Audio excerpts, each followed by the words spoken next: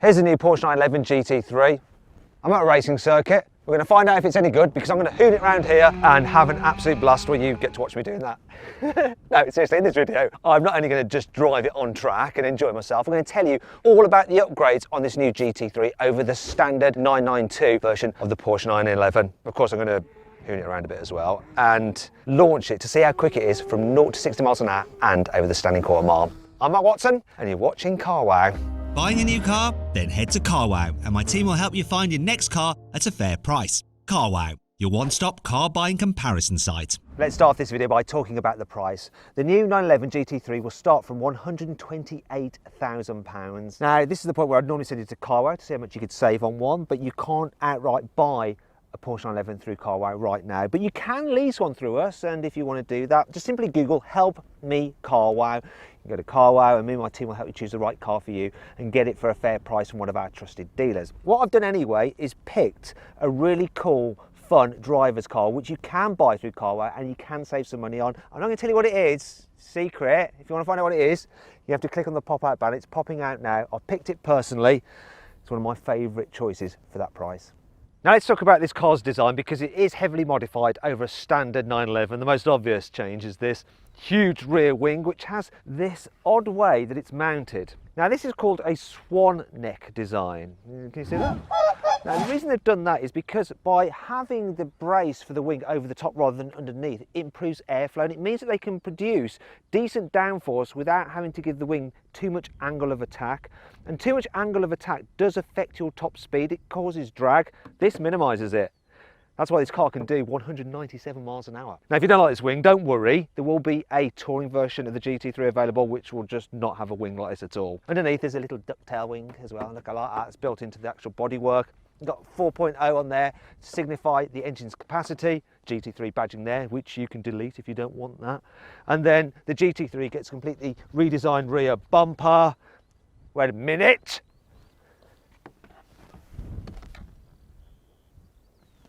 What the f is that? It's a fake vent on a GT3. Let's move on. At least this diffuser isn't fake, it does actually work. And a key characteristic of a GT car, the exhaust pipes centrally mounted rather than out to the side like on the normal 911. From the side, there aren't many changes over the standard 911. You do have a slightly wider front track by 48mm.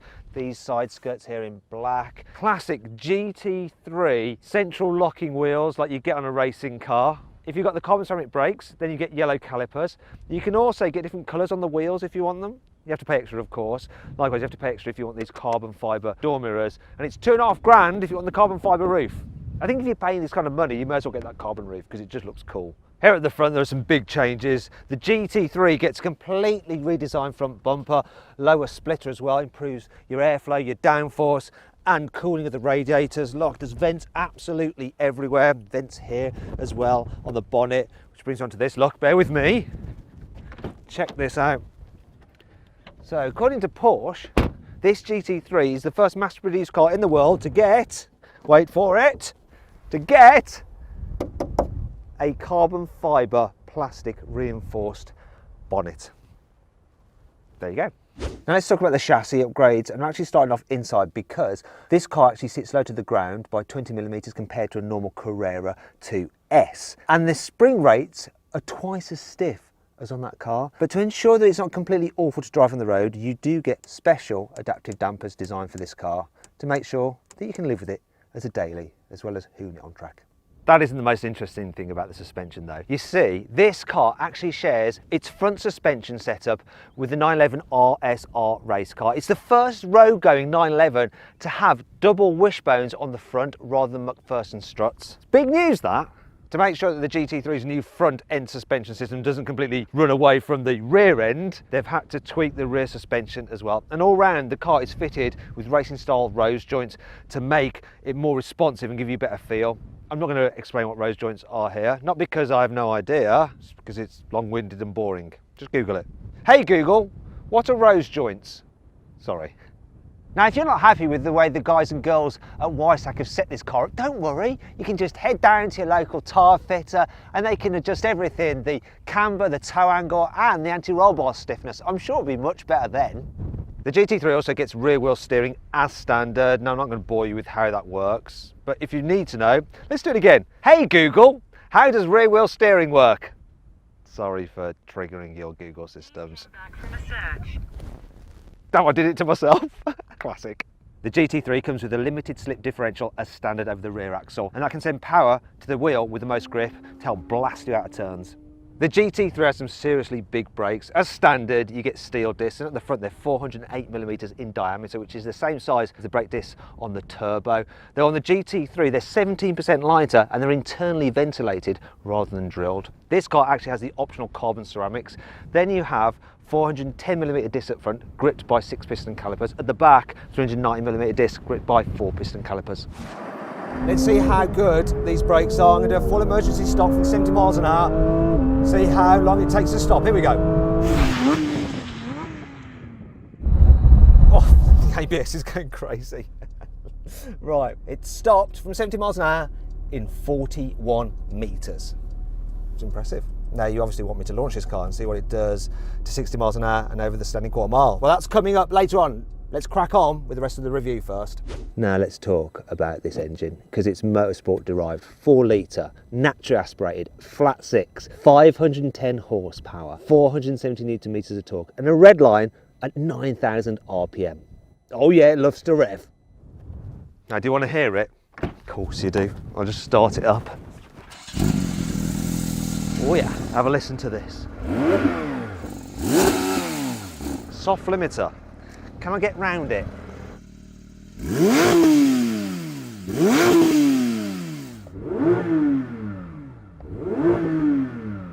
The old Porsche GT trick of putting it in drive, pulling up both paddles, and then it lets you rev it out while the car's stationary.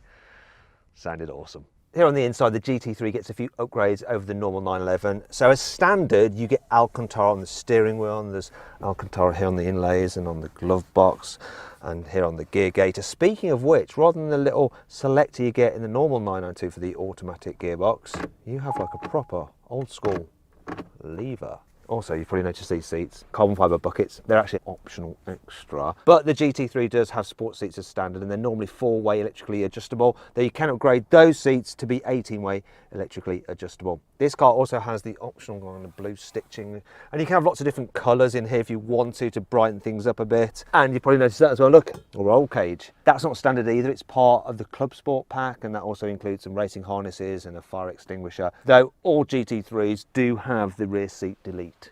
Yeah, you can't really take rear passengers in this car. They probably wouldn't enjoy it anyway, they'd be frightened. Obviously the GT3 isn't as practical as a normal 911, but it does have the same size front boot or fruit, and I'll illustrate it now by getting into it obviously. Look, 132 litres, which isn't massive, but I can just sit in here and I could take a little bath.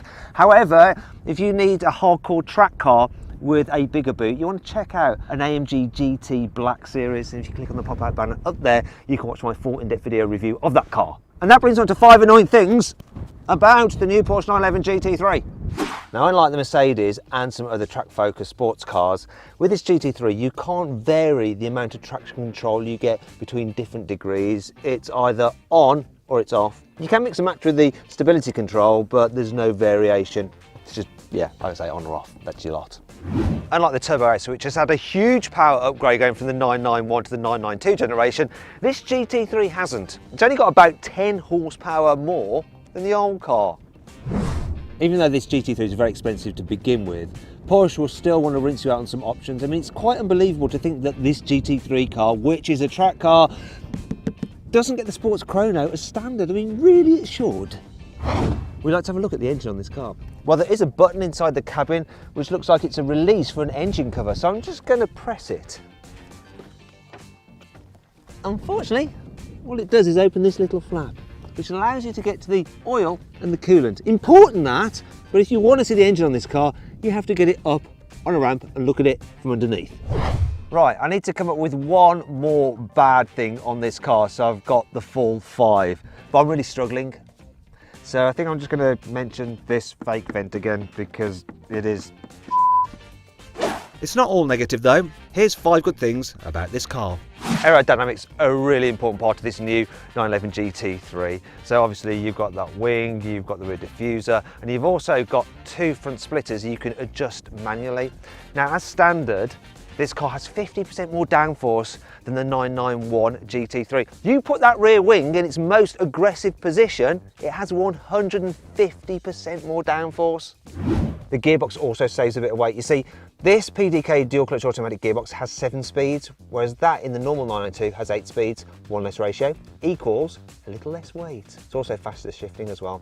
Plus the gear selector, look, you can use it in sequential mode, move it up and down like that if you want to change gear that way rather than just using the pedals. Yes, the car isn't happy because I've put it out of park while we're stationary. Of course, being a GT3, you can get a manual version as well if you'd rather have that. Instead of Porsche's usual normal, sport and sport plus modes, there's normal, sport, look, but then there's track. And what that does is kind of change the amount of information on these 2 digital screens, just so you can focus on the ones that matter, the rev counter and the speed. This new GT3 may be slightly bigger and packed with more tech than the old GT3, but it only weighs 5 kilos more. It comes in at just over 1400 kilos. Now, they've achieved that by fitting certain lightweight parts. For instance, this new car gets lightweight glass. Look, you can see it's like reinforced in the back there. That saves 5 kilos over the glass in the old car. You've also got a lightweight stainless steel exhaust system. That saves another 10 kilos, as does a lightweight battery. And that carbon bonnet, that saves 2.5 kilos.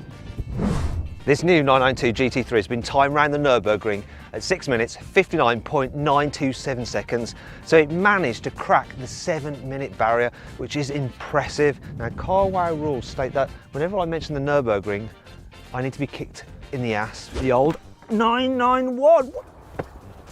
That is the question. But there's no one around here to kick me, so I guess I'm just gonna have to try and do it myself. This is weird. All right, let's see what this GT3 feels like to drive. Let's put it into comfort mode. Very silly. Let's go. Start the only way I know how to start.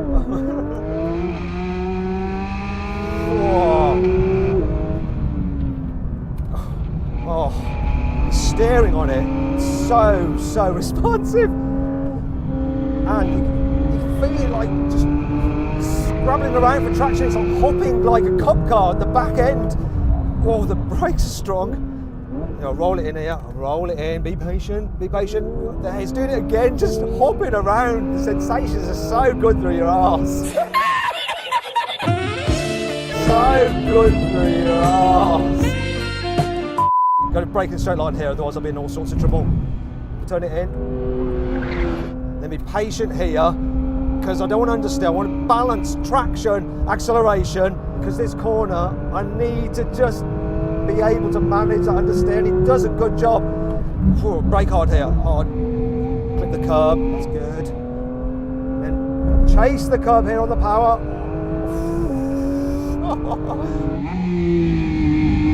Late apex on this one. So get the power down now, coming out. Oh, there it is again, hopping around. This thing is a race car. It is an absolute race car. Oh, steady it on the power there. It's starting to come around a bit. Just applied a bit of throttle and it just gripped up again. There it is, it's coming around. So accelerate, accelerate. Just power, power, power. And it just puts the weight over the back end. Got to be brave here. Big ball time. Oh, this thing gives you big balls. Right, calm down, Watson.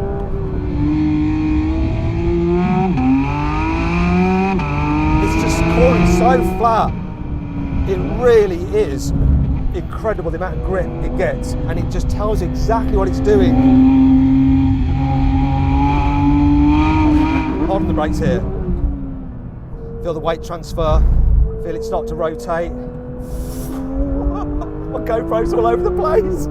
It can't hold on. Looking through the corner. Oh, you can just feel it just hook up as the weight transfers over the rear axle. The tyre just grips into the track. We're going to lose a GoPro, people.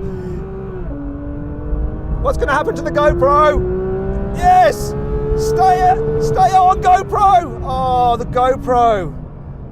It's all over for the GoPro. So I think that's my time up. That goes to show you what this thing is like. This black tack is brilliant for just holding cameras onto cars, and it just couldn't cope. It couldn't cope with the G's this thing can pull. Oh, I love that. Awesome. Now it's time to launch the new 911 GT3. Porsche says it'll do 0 to 60 in 3.4 seconds, but I think they might be being a bit conservative. Come on, specialist timing gear here. Left foot on the brake. On the throttle. Let's go. Oh, bit of traction issues there. What are we doing? 3.11. What's the quarter mile? Whoa. 11.1. So I didn't have a perfect start. Part of the reason is these tyres have cooled down a bit, so I think I could do better. Now, interestingly, when I did a drag race in the previous 911 GT3, I did a quarter mile in 11.5 seconds. So this car here has beaten that. It's also beaten Porsche's claim time of 3.4 seconds to 60, from 3.1. Not as quick as a turbo. In a turbo, I managed to do 0 to 60 in 2.5 seconds and the standing quarter mile in 10.1. Now, I actually did a launch in a 991 GT2 RS, and that took 3.4 seconds to get to 60 miles an hour. Just struggled with grip because it's got so much torque, and did the quarter mile in 11 seconds. Let's see if I can match that 11 seconds. Let's do it again. Right, what I'm going to do now is turn the ESC and traction off, see if that helps. 3, 2, 1. No, not at all. Will have warmed my tyres up though. Yeah. So, let's undo that one. Let's reset and go again with traction back on, but with slightly warmer tyres.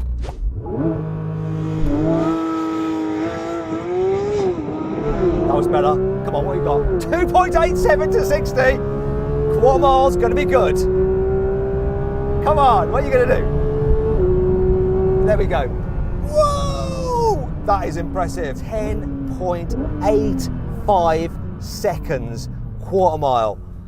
I can't believe how much Porsche are lying about the 0 to 60 time. 3.4 seconds to 60. My arse. My arse. And it didn't hook up perfectly then either. And that quarter mile time, absolutely amazing.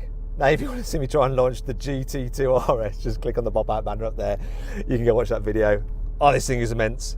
Do you know what? I felt like I've forgotten to do something. What is it? Oh yeah, I remember. Silly me.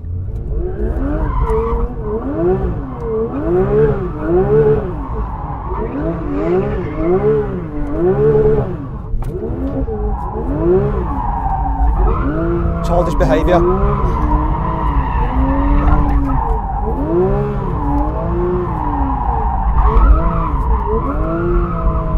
Right, that's enough of that.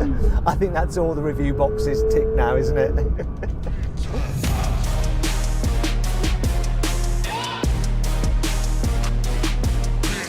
So then, what's my final verdict on the new Porsche 911 GT3? Should you avoid it? Should you consider it? Should you shortlist it? Or should you just go right ahead and buy it? Well, I reckon you should avoid the 911 GT3, because if you buy one of these, absolutely every other car you ever drive will seem boring. Actually, go right ahead and buy it and never sell it, and all will be fine. Hey, if you enjoyed the video, please give it a like. Also, let me know of any other videos you'd like me to do in the comments below. If you click there, you can watch some more videos, and if you click on that box there, you can actually sign up to the CarWow newsletter, where we'll keep you up to date of all the latest news and reviews from the car world in between these video uploads. So just click on that, sign up, it's completely free, and of course you can cancel anytime you want to.